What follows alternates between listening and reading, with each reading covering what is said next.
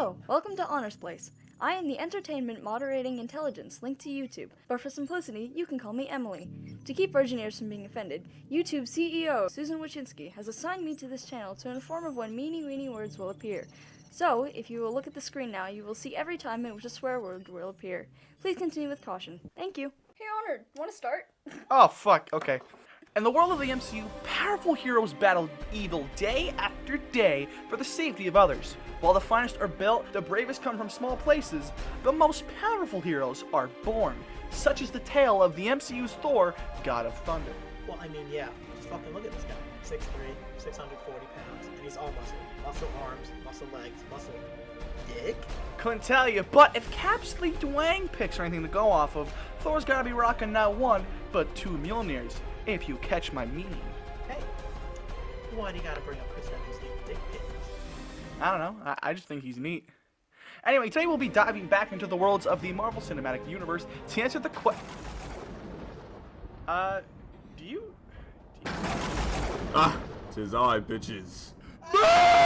Fear not, dear mortals. I have arrived in your humble estate to answer the question, how strong is the MCU Thor? Let's kick things off as we did in the olden days of yore, with a good old base feat of strength. Let's start small with Loki, who Thor can not only casually carry, but can also casually yeet. While Loki might look like he'd only weigh about as much as a man who's made of toothpicks, eat a sandwich, you fuck, he's actually clocks in at 525 pounds. That's nearly 3 times the weight of the average man. But things don't stay in triple digits for long, as just one movie earlier, we can see Thor drag a car through the air as the Avengers save Sokovia. According to the Internet Movie Car database, the car in question is a 1996 Lancia with what appears to be 2 people. So, slapping 2 sets of 195 pounds in with the curb weight of the aforementioned car, we find that Thor can carry 2,231 pounds with one frickin' arm. Holy cannoli! Yeah, carrying and lifting is cool and all, but how hard can a man punch and kick? He's an Avenger, right? So I mean, it's gotta be pretty hard. You're damn right about that. Thor can keep pace with the likes of Iron Man, Hulk, and Captain America. Cap himself could split a piece of wood rather casually.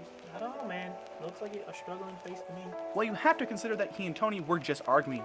So it's likely more of an angry face in combination with the feat of strength to subtly say, so back the fuck up, motherfucker. Hey, language.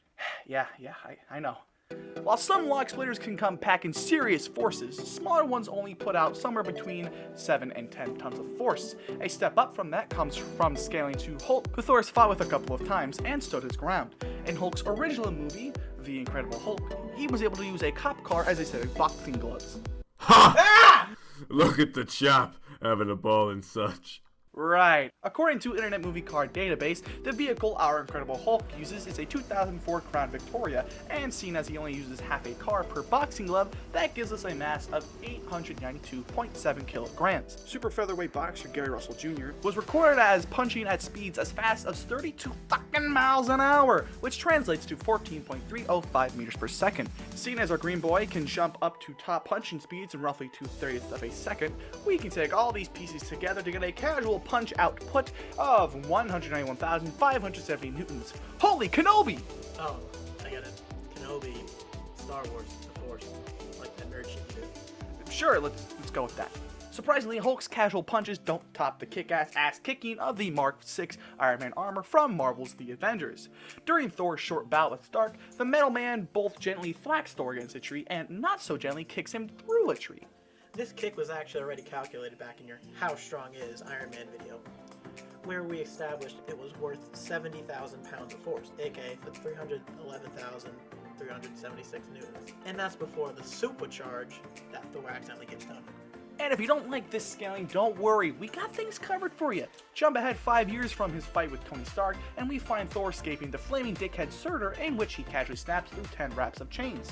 If we are to seriously lowball these chains to mere mortal compositions, each chain would require a massive force of 321,600 newtons. That's a collective 3.2 million newtons. That's over a ninth of the power put out during a rocket launch. Wow, I mean, just wow. Wait! Mortal, I understand your memory doesn't work quite as well as it guards. Like myself. But you forgot to mention how I was able to crush Tony's armor with my bare hands. Good call, Thor. So what does that mean, Honor?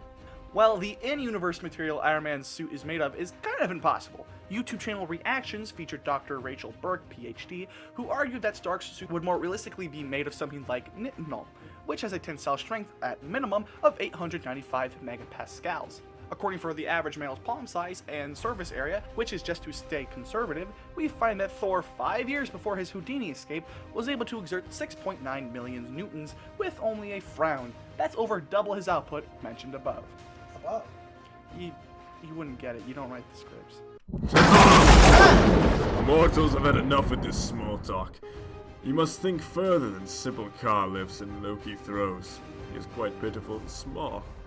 What about my greatest feat of strength when I had to aid in the forging of my latest to-date weapon, Stormbreaker?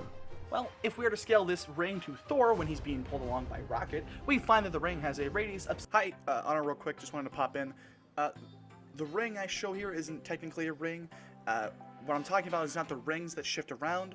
I'm talking about how when Thor does his arm curls, that sort of giant metal disc opens up the top and bottom to let the sunlight come in from the star. So that is what I'm talking about, but the ring is just there for reference. I used the wrong wording in the original scripting, so I just figured I'd pop in to let you guys know for reference. But then again, maybe none of you really care, so why am I even bothering? Okay, back to the better video. The ring has a radius of 78.11 meters, and if we continue to use that scale in a later shot, we find that this ring is 176.8 meters thick, which is about as thick as your mom! You motherfucker! Revenge is sweet, ain't it, scumbag? Finish the number magic, or else. Fine. If we take these measurements into account and apply the density of one of our toughest earthly metals, tungsten, we find that Thor had to curl a colossal mass of 65,477,000,000 kilograms. That is 71,969,700 tons, which is 143,939,000,000 pounds. Which is the approximate weight of my schlong, which I gave your mom last night. Ha! Got him! God damn it, not again! Relax! Other than swinging Stormwhacker. It's Stormbreaker. Stormbreaker, whatever. Other than battling Thanos one last time, that's the last feat we can analyze today. Wait, why can't we scale Thor to Thanos? Because, Kenny, my friend, that's a problem for another video. Well then, if we are done here, I have galaxies to save and Star-Lords to punch. Yeah, right. Like that movie's ever gonna hit theaters anytime soon. Wanna play Among Us?